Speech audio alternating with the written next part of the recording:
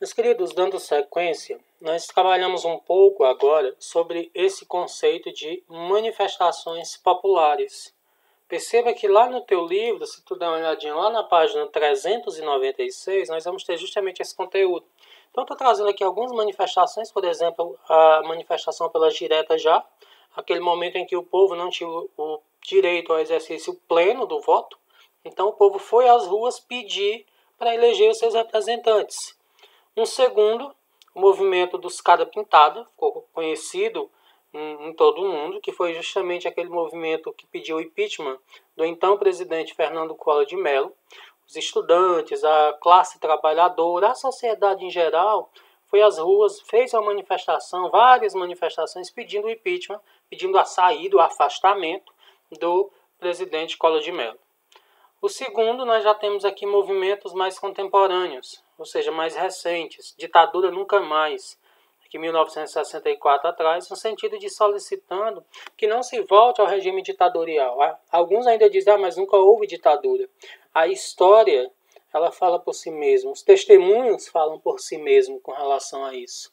Depois eu tenho um movimento mais recente, lá em 2013, com relação a aquelas manifestações que começaram em São Paulo, sobre a baixa da tarifa, que aí foi desencadeando toda aquela questão, até que no final das contas acabou com o impeachment da então presidente Dilma Rousseff.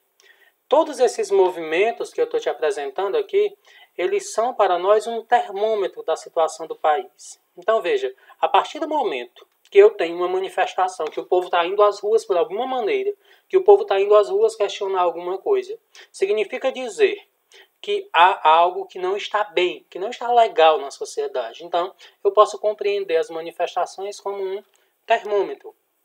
Na sequência, eu estou trazendo agora a noção de força e de política. Primeiro, eu estou te perguntando de onde vem o termo político. O que é que significa mesmo? Vou te lembrar daquilo que vimos há pouco da palavrinha polis, olha só. E lembrando de Aristóteles. O termo tem sua origem na palavra polis, aqui o termo grego. Era a cidade-estado, por exemplo, Atenas era uma cidade-estado, Esparta era uma cidade-estado. Vamos compreender cidade-estado como se fosse uma cidade central hoje, uma cidade capital.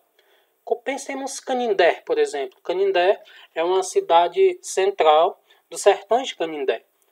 Então, muita coisa que você não vai encontrar em Caridade, que você não vai encontrar em Paramoti, você já vai encontrar em Canindé, porque é uma cidade polo. Então, podemos trazer assim, vulgarmente, essa ideia aqui para a cidade-estado.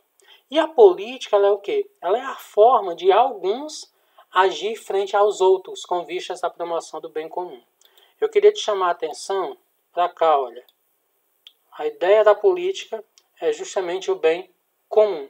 Se a política ela não visa o bem comum, ou seja, o bem de todos, ela não tem razão de ser. Ela não tem motivação para existir. A ideia da política é justamente essa, é visar o bem comum, é visar o bem-estar de todos. Se a política ela não faz isso, ela deixa de ser política. Daqui a distinção entre as palavras política e a palavra politicagem. Tá ok? Encerro essa segunda parte e a gente retorna já já na nossa terceira parte.